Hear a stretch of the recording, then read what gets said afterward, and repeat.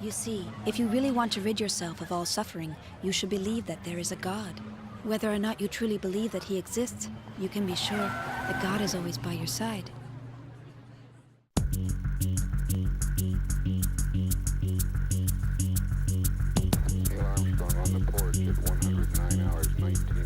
On July 4th, 1947, a strange aircraft had crashed in the desert in New Mexico, America.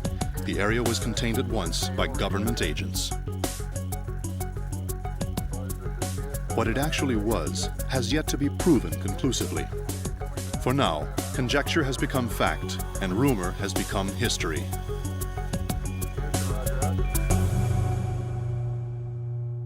Wait a minute. I don't ever remember meeting you. So how is it that you seem to know me? It's very simple. The flow of information doesn't always go both ways.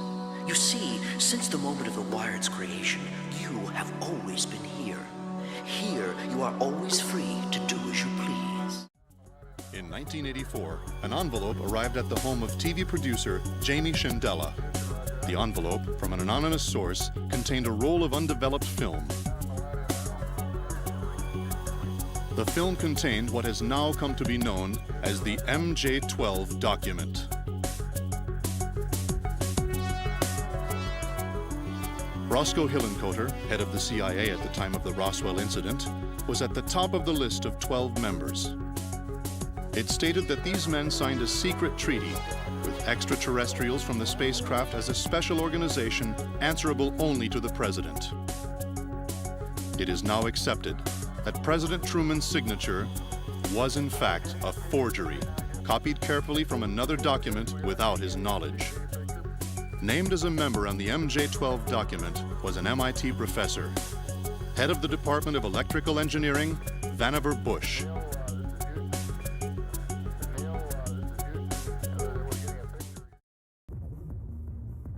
It's almost over. It is, isn't it? Thank God. In 1945, Vannevar Bush developed a memory expansion concept called Memex. It was a system whereby information recorded on microfilm was then projected directly onto a translucent screen. What he envisioned was the compression and rapid access of information. Even before the advent of computers, Vannevar Bush had already created the basis for our current multimedia explosion, while at the same time, he was leading the Manhattan Project atom bomb experiments.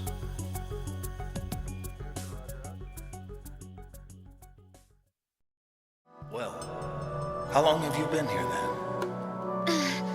At least we couldn't have been here since this world was created now, could we? That would be impossible. That has nothing to do with it. If a being is remembered, that proves that it's part of a record. The truth cannot be measured in time and space.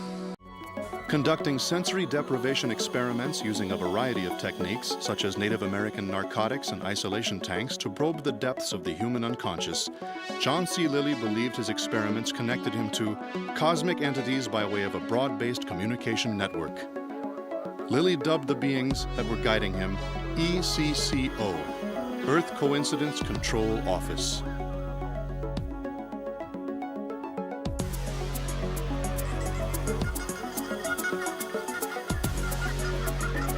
Soon afterwards, Lilly began work on communication with dolphins. These dolphins are incredible creatures, which are able to conduct an array of wide-range networking exercises via ultrasonic waves.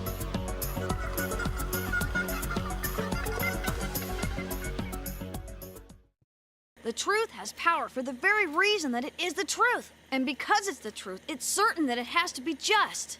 It's persuasive, isn't it? Wouldn't you prefer your truth like that? Ted Nelson, a scientist who studied under the two cult pioneers Vannevar Bush and John C. Lilly, expanded on their theories. He proposed a giant electronic library in satellites in stationary orbit, which could be used at any terminal on Earth via radio and telephone lines. He called this daring concept that would make an interactive global database a reality, Xanadu, after the mythical country. Also known as the Mongolian Utopia, where all written cultures would be forever preserved and live on for all eternity. This was Xanadu. And so it was the innovative concept called hypertext that would finally make it a reality. And Ted Nelson's name would go down in history as its esteemed originator.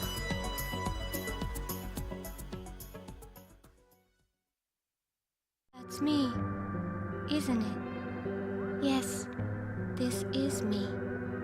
Sure. Then who are they? Tell me. But there's no way for me to know that because I'm you. This is a lie. It has to be. It's a lie. All of it. I don't get it. Why are you doing this to me? The Earth, while orbiting the Sun, has its own specific electromagnetic waves. Between the ionosphere and the Earth's surface, there is a constant resonance at a frequency of 8 Hertz in the ELF band range of frequencies. This is called the Schumann resonance.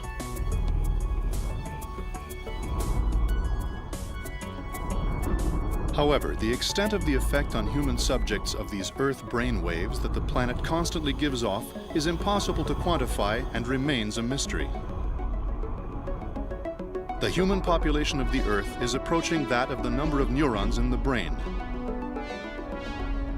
Douglas Rushkoff proposes that the consciousness of the Earth itself might be awakened when all humans on Earth become collectively networked and resonate at the same frequency.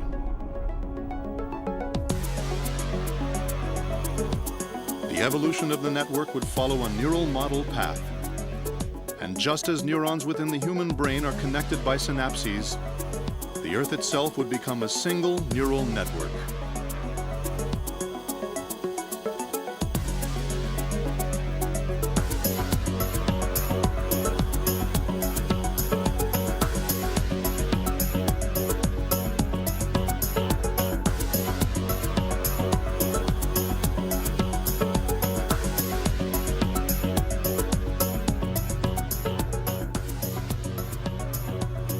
There is only one real truth and one God. Yes, me. Masami Eri, chief researcher at Tachibana General Labs, further developed the hypothesis of a worldwide neural network. His hypothesis proposed this wireless network whereby all of humanity would be plugged in at an unconscious level without the need for any technical support or ancillary device. Furthermore, he carefully encoded the Schumann resonance factor and inserted it into the 7th gen wired protocol on his own initiative. Upon discovering this, Tachibana General Labs dismissed Eri. 1 week later, Masami Eri's body was found alongside the tracks on the Yamanote train line.